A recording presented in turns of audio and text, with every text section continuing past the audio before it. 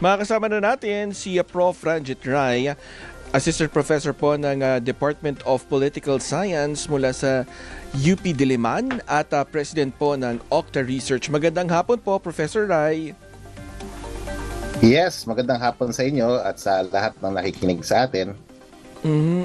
Prof, itong inilabas yung liham ni House Majority Leader Sandro Marcos sa ICI, ito po ba ay magandang pagkukusa para sa isa doon sa mga pilit na sinasabit sa issue ng flood control? Actually, magandang statement ho yun, magandang senyales ho na lahat ho ng opisyal natin sa gobyerno na-implicate, willing ho mag-cooperate dun sa Chief Investigative Body ho, yung ICI natin. And vote of confidence to dun sa ating ICI. At para sa kanya, syempre, parang ang statement niya ho sa atin lahat, hindi siya takot ho maimbestigahan. Wala siyang tinatago. At syempre, sinusuportahan niya yung panawagan para sa transparency, no? Sa ating gobyerno. So yun yung mga malaking, very important na statement or implikasyon ng mga statement ho ni Congressman Sandro Marcos. At importante, syempre, hindi mo pwedeng ihiwalay na hindi lang naman siya deputy majority leader. Siya ho ay presidente at napakalaking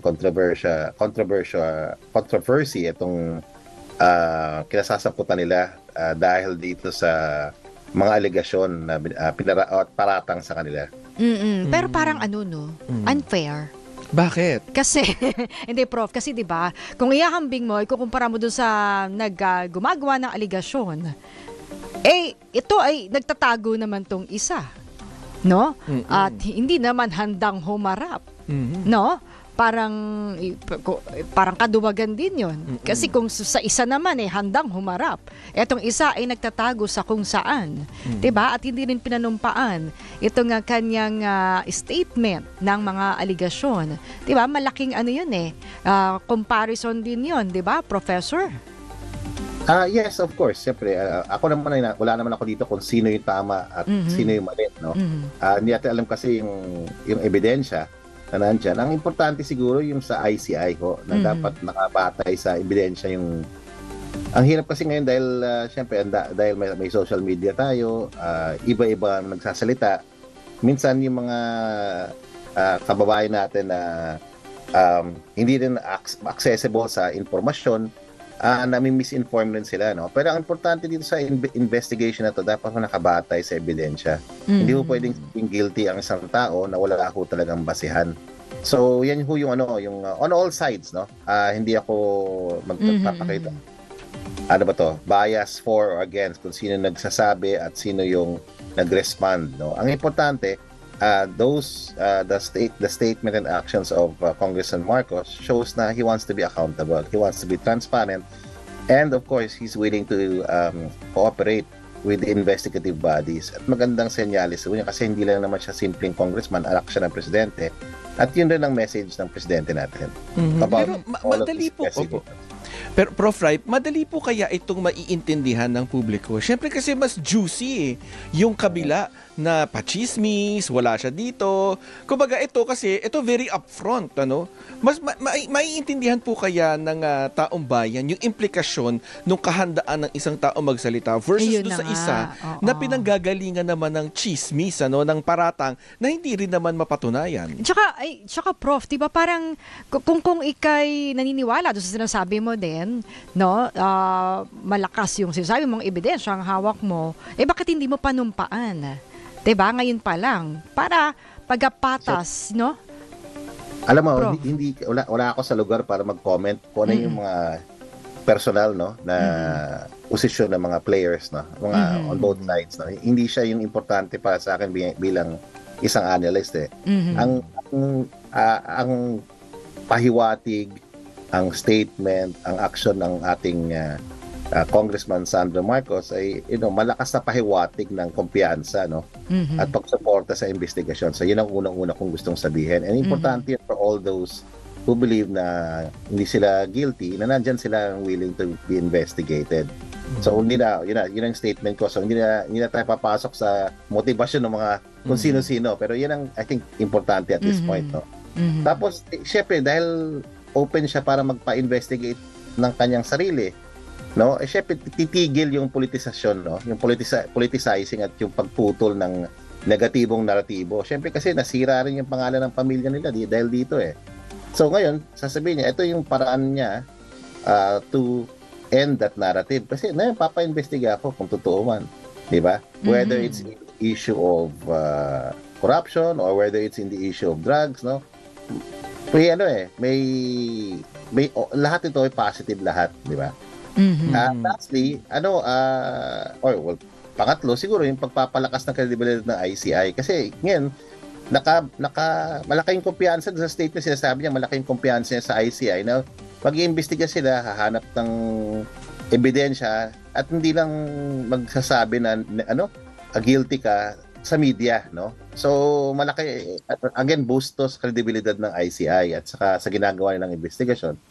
Siguro panghuli, yung malakas yung yung mensahe na yung anak, yung tatay talagang lumalaban sa korupsyon, no? Yun ang naratibong lumalabas dito. Siguro maintindihan na ng ating mga kababayan na seryoso sila, no? Na hindi lang to pang personal na paglilinis ng pangalan, pero inisyatibo, no, para magkaroon ng linaw, magkaroon ng suportahan yung panawagan for transparency and accountability sa ating gobyerno.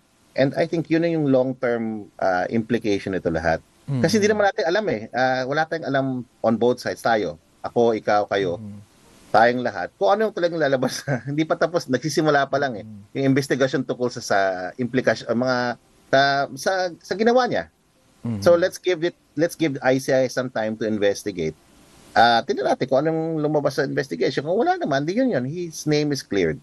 And to a great extent, yun, makiklear yung kung hindi totoo yung sa kanyang mga paratang sa kanya, to some extent, it helps clear their family to some extent. Kasi syempre may negatibo ng naratibong nabuo eh.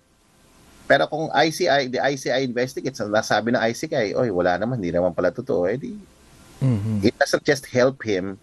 Alam mo yun, it in a broader sense, makes more credible the administration's fight against, the overall, administration's fight against corruption and the goal for transparency and accountability in government. So yan yung malaki, yung he said, she said, hindi ko kayang mag-comment tungkol dyan kasi hindi natin alam eh.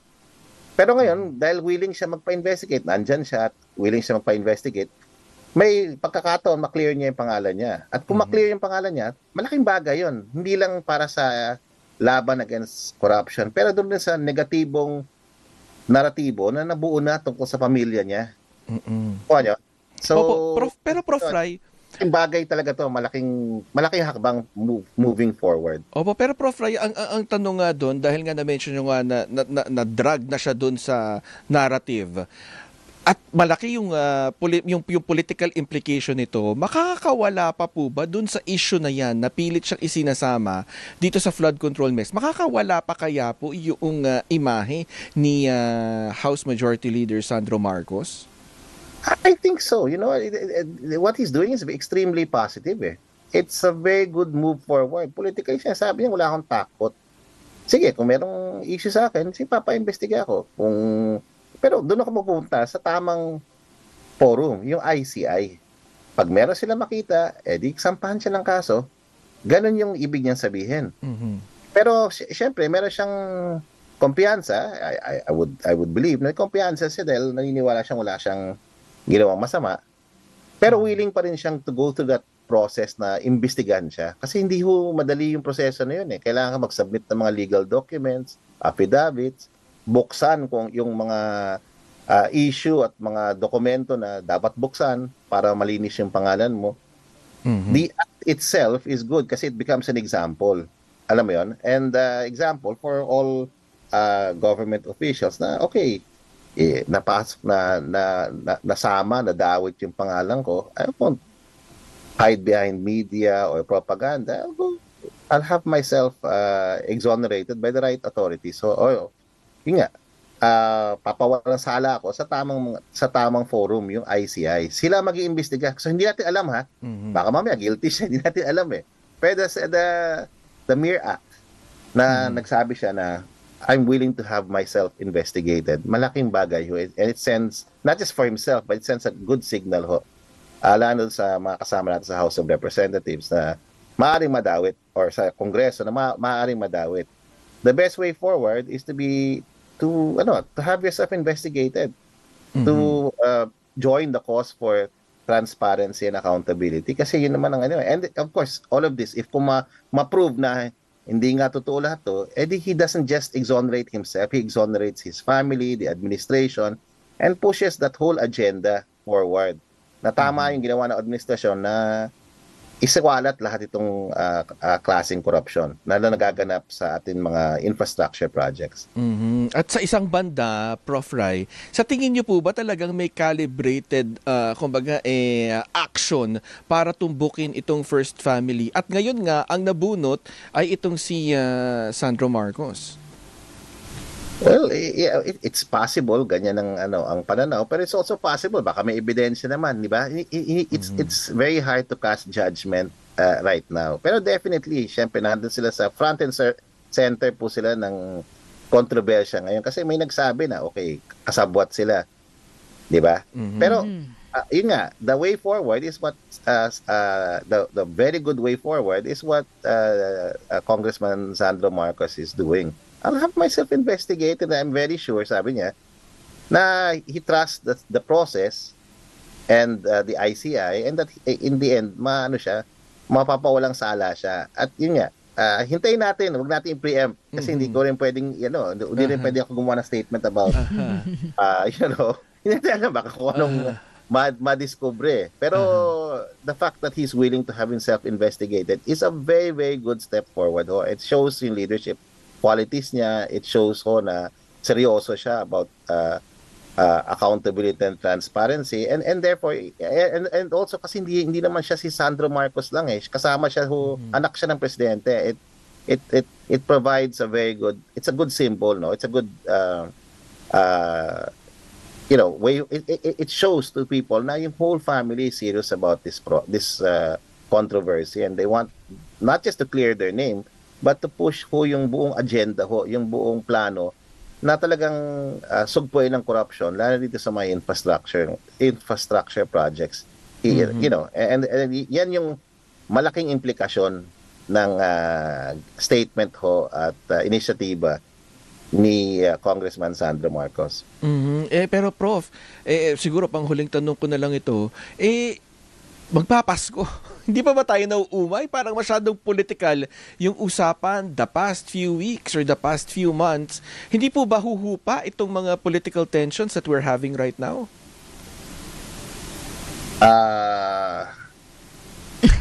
Well, natawa na lang si Pro. Siyempre guys, galing ako sa isang survey company, hindi lang pwedeng magsalita na opinion ko lang.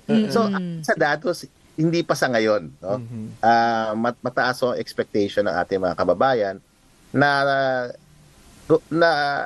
dapat yung expectation sa gobyerno na gawa ng paraan itong yung gobyerno man nagbukas. Ang gusto nila doon sa survey natin lumalabas, 5 top 5 na gusto nila immediately is number 1, magkaroon ng accountability, di ba? Number 2, makulong. Yung dapat makulong. Number 3, yung sinasabing restitution, ibalik yung perang ninakaw. Okay, number 4, of course, i-reforma yung ating DPWH, yung mga proyekto. Okay, and those are the essentially yung top 5, the last 2 have to deal with strengthening yung DPWH, ending corruption there, and also number 5, improving yung pag-allocate ng funds for infrastructure development. So yung ating mga kababayan, 60% doon sa survey namin ng third quarter nagsasabing galit na galit, outraged. 30% are fearful and anxious of what has happened. Pero tanda natin, ang nagbukas nito yung presidente. Nagbukas nito. So yung expectation ng kababayan natin na merong resolution And sinabi naman ng presidente, may makukulong by Christmas. So, yan yung first step forward. Siyempre, yung longer step or yung long-term solution dyan, yung pagpapalakas ng mga institusyon natin, lalo na sa court system natin, yung hukuman natin, kailangan dapat mabilis mag-prosecute, hindi 7 years, hindi 6% chance of winning, dapat mas mataas yung conviction rate. Number 2, yung budget process, dapat iayusin na yan, na itigil na itong mga insertions na to. Number 3, sa DPWH, for once, at least matigil na itong pagkakaroon ng ghost project. So, ginagawa na nila Secretary Vince Dizon yan, yung presidente, nagsalita na, ito ang mangyayari over the next few months. Maswerte tayo, nandyan yung ombudsman na napaka-activist, no? Si Ombudsman Remulla, na seryosong-seryoso. Pero yun nga, ang nagsisimula to dun sa paglikom ng ebidensya. Hindi pwede madaliin. Kasi pagka minadali natin, mapaviolate natin yung rights ng iba. Maaring yung iba, hindi naman talaga guilty dahil minadali natin yung kaso, na-violate yung rights nila. O di kaya yung talagang guilty, hindi mapaprosecute dahil minadali natin yung kaso. So, yun ang importante dito. And we're happy na si Congressman Marcos ay willing nag-cooperate. And may pinapakita niya yung tiwala niya dito sa mga institution. So, yun, magandang magandang senyales, no? As a leader. And magandang senyales for the overall fight against corruption. Alright. Sige po. Maan, may questions ka pa ba? Ayan, tayo'y wala na pong oras. Maraming salamat, Professor Ranjit Rai. Maraming salamat po.